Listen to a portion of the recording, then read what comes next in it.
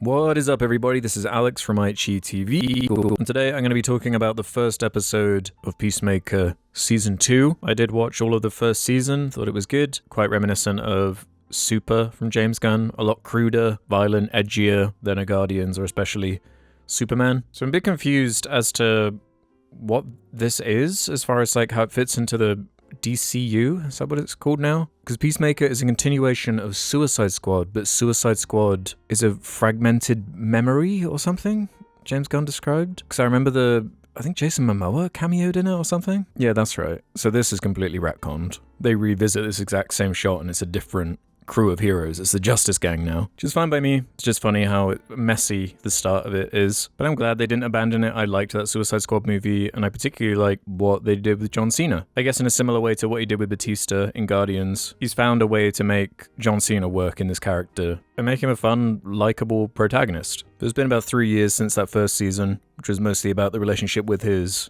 dad, which is obviously going to be a big through line in this season too. We're going into multi-dimensional stuff. He's got this like TARDIS lair where he stores all his masks, where he stumbles across an alternate dimension where all of his dreams, all of his wish fulfillment exists in another dimension. Not a new thing for comic book stories. This multiverse stuff is being done to death, but I don't really mind its usage here. If you're a fan of comic storylines at all, you'll know that the multiverse is used constantly, and to me it's more about how you use it, what you do with it to add to a character arc. So I would recommend this, but I'm going to talk about spoilers now, so you have been warned. I love that Kite Man gets a mention, that this is how I defeated Kite Man. There's a lot of decent humor. It's way more hit and miss though than a Superman, which I think was very much reeled back compared to the typical Gunn that I personally quite like, even if a bunch of the jokes don't land, the ones that do are pretty funny. Knowing that the heart of this season is going to be about this other dimension where his brother is alive, where he didn't accidentally kill him when he was a child, I know is going to work on an emotional level for me. Something about brother stories, man. It's one of my weaknesses. The episode ends in a very good hook. There's nothing surprising about it, like it's the most obvious place to start the story, with Peacemaker killing the other version of himself, so I guess he can step into his shoes and see where that goes. They've done a new version of the dancing intro, which I think is funny, just the deadpan faces that they're pulling with these kind of stilted dance moves. I like how loose it is with itself. Doesn't take itself too seriously. I quite like how part of the plot was about Peacemaker doing tryouts for the Justice Gang. So you get your cameos from Guy Gardner, Hawkgirl, James Gunn's brother as Maxwell Lord. There were some good lines. It's probably my favorite scene, outside of the ending fight scene. The comedy kind of worked for me when Guy Gardner's talking about his butt just being a line. Some funny shit. It is funny that this is in the same universe as the pure hopeful Superman, considering that like Peacemaker is whipping out a bong, taking fat hits, snorting lines, having orgies in his apartment. Lots of people comparing that orgy scene to The Boys, which I don't know if is completely fair. Like Herogasm was this whole big event. It was almost like parodying a crossover event in like the grossest way possible. And while it was obviously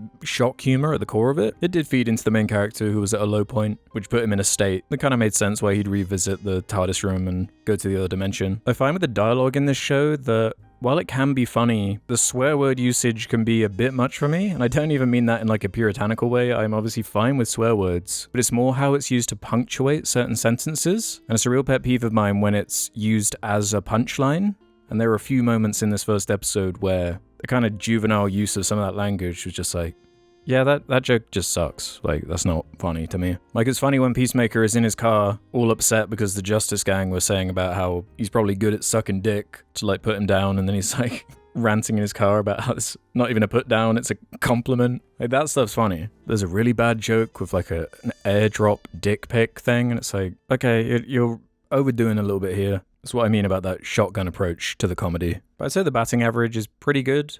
There are more jokes that landed for me than didn't. Not really sure what they're planning to do with James Gunn's wife's character. There's kind of a dumb scene with her in a bar, the Bud Light bar, where all these bikers are ordering Bud Lights and you have to make sure the logo is pointing towards the camera at all times. That was pretty egregious. There are a couple digs at 30 Seconds to Mars. Don't know if that's throwing shade at Jared Leto, a bit of Morbius hate. It's even like the end credits gag is them ragging on 30 Seconds to Mars a little bit more. Clint Mansell is credited for the music. There was not that much in it. It's only a 43-minute first episode we're talking about here. But there was some cool synth stuff towards the end of the episode when John Cena's looking around his duplicate's house. It's quite a fun John Cena versus John Cena action scene towards the end of the first episode, where he takes himself out. Thought the production design was decent. You can see James Gunn's very confident with his bag of tricks at this point. I don't know how many episodes he's directing this season, but he wrote the whole thing, so it should have some cohesion to it. I don't know, I'll revisit this in more detail when the season is over. But my initial impressions are, this is good.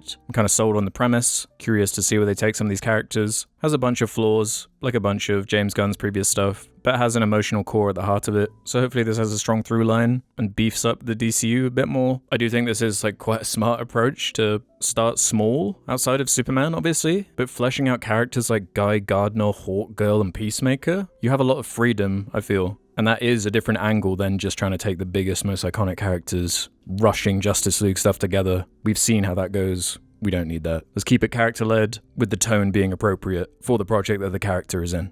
So let me know your thoughts on the first episode here. Are you going to check it out? Do you think Gunn has jumped the gun? Is that a thing people say? Okay, yeah. I love idioms, man. I'm obsessed with idioms. Alright, see you on the next vid. Bye!